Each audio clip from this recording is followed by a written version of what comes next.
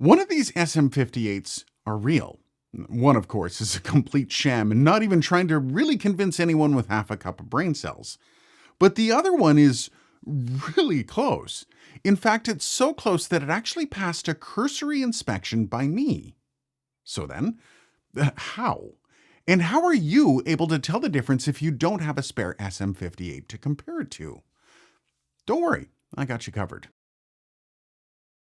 And this is a good chance to talk about the main differences that can indicate that you have a fake.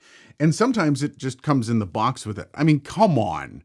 No Shure product would actually have an XLR 2/4 inch. Come on. But barring that, we're going to use the obvious fake. The first thing you should be noticing with a fake as bad as this one is, well, it just kind of looks wrong. The ball, it's not perfectly round, it's a bit oblong. Not to mention the ball itself is weirdly shiny. This is something to consider since the actual SM58 has more of a flat gray appearance. Next up, you have the labeling, specifically around the neck of the microphone. You will notice it's not quite right and quite a bit more narrow. Now, this might not be as easy to see without a legit SM58, so take care when you're comparing with pictures from the internet. Perhaps this might be one of those circumstantial evidence things that you would have to back up with something else. Next, and glaringly obvious, is the holes down at the bottom of the handle. The fake one has 3 little holes, and the real SM58 only has 2. And lastly, on the outside of the mic, the weight of it is quite a bit different. The SM58 might not be necessarily heavy, but it does have some heft. And in comparison, the fake just kind of almost feels toy-like. Now that is mostly the outside of the microphone. For the next few clues, we need to dig into the internals. And this is where you kind of need a really good eye, though you can generally compare to photos online to make your determination. Now, first up is the capsule under the ball head. Instantly, you can see a massive difference in just the threads. Now remember, Shure builds their mics to what they call mil-spec, which just means military spec. Now that makes them tough, consistent, but most importantly, within this context, it means there won't be variances like this. Just above that though, it kind of gets worse. The capsule bottom is plastic. Now, when you look at the real SM58, that is very much not the case. And it doesn't get much better as you go further up. Like at the top, it's one of the dead giveaways. And that's the foam on top of the capsule. The light gray one is Shure. No getting around it. Now, the worst and the easiest way to tell this thing is not a Shure is that the microphone handle doesn't come apart. You see, on the SM58, you can unscrew the handle and you'll gain access to the wires in the bottom of the capsule on the off chance you need to replace that capsule. Meaning, all in all, this is a very poor copy. And while this one is an obvious fake, this is where things start to get tricky. And this is also where I need to point out that this next fake came as a switch version of the SM58. That's important to note. Now, there is a bit of an interesting story here about how I got stuck with all these fakes. You see, I intentionally purchased this off AliExpress for a video with the hope that it was fake. But when I got it, I was kind of busy working on the Rodecaster video content, so I just opened it and gave it a cursory glance. Remember, cursory. But some of those things that are dead giveaways for a fake like we saw in this one weren't coming up on this fake.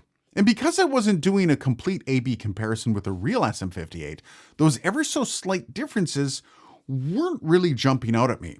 I didn't take much time with it, but after the once-over, I was almost positive that this was a real SM58. Now, I did notice those small differences. We'll get into that in a bit. But I also thought that there might be some minor differences considering this was a switch version. But I also haven't seen a fake this close in quality. And it was at this point that I even jumped on Discord to complain about my luck. Damn it, I got a cheap SM58. Well, and that's when I ordered this, the obvious fake. I mean, I am in the business of making videos and I had to get one done about fake SM58s. So then I got back to work. And after about a month or so, I was ready to get to work on this video. And then I plugged this in, and as soon as I heard it, I knew it was a fake. Now, we'll go over the sound differences in a bit, don't you worry. But even after hearing those differences, it still gave me pause. Because you have to remember, in the business of doing these videos, I have to work in absolutes. There's nothing worse than doing a whole video just to be proven wrong. And considering I already had doubts, I did the only thing I knew I could do. I called Shure. And I took some pics, they got back to me, and yes, it's a fake. Some interesting things to note here though. They couldn't tell me what the dead giveaway was for it being fake. Apparently that's all hidden behind industry secrets. Okay, fair enough. But I think we can make some pretty educated guesses when we put the fake up against the real SM58, no? Okay, let's do that. Now, like before, we're going to start on the outside of the microphone here. This is a very different story from the first fake. There is little to nothing indicating this is a fake SM58. You need to have a good eye to see the one difference here. In the ball head, the real SM58 has an ever so slightly tighter weave, which I gotta say, really nice job replicating the small details here. You almost have to admire it. Even here in the XLR port, you can see this little touch of detail that isn't there on the first fake. And it only gets more impressive as you open up that ball head. Now, remember that threading for the ball and how it was a dead giveaway on the first mic? Well, a very much improved situation as you open this one up. This feature here is one of the things that had me convinced this was a real SM58. Now remember, I only had a cursory glance, and I definitely didn't use the comparative as you're having now. But when you put them side by side, you can see the difference in the machining. But just the idea that this one has that machining at all is impressive. I've never seen that on a fake. Every fake I've seen has the same threading as the obvious fake. Another impressed nod to the counterfeiters. But when you start to look closer, those little differences start to jump out at you. Here, you will see a bit of a lip before the machining. That is not present on the real SM58.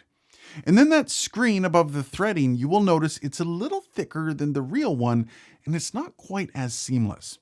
Little differences that, again, without the comparison, you probably won't catch. Now, one of the best and quickest ways to catch a fake, though, is the foam on top of the capsule, as we discussed before. And while it might not be easy to notice this without the comparison, just remember, the SM58 is very much a light gray. Now, I think this is that industry secret that Shure was talking about. Remember, not all foam is created equal, but let's dig a little bit deeper. When you crack open the handle, it might give you the immediate impression that this is legit. You see, generally, I look at the color of the wires. Some fakes just have different colors, or sometimes just slightly off colors. But if you start to look closer, you do see a couple clear signs. The bottom plate looks a touch too generic, and when you compare it to the real SM58, you see the actual issue. But probably the most striking difference in here is when you look at the compound that is in the handle of the fake one. Now, this is a rather sloppy attempt at getting things right. When you look at the Shure version, you can see how their processes are just tighter and more consistent. But with all of that said, no matter how good the copy is, the one big difference that will never, ever change is the sound. So then, let's take a listen. So now we're going to go through the SM58 and the two fakes, and we're starting out with the real one. I will also have to point out that I'm not changing the gain settings, and I'm going to try to illustrate with the gain settings the difference between these microphones. And this one being the fake SM58, and you can just tell when you hold it.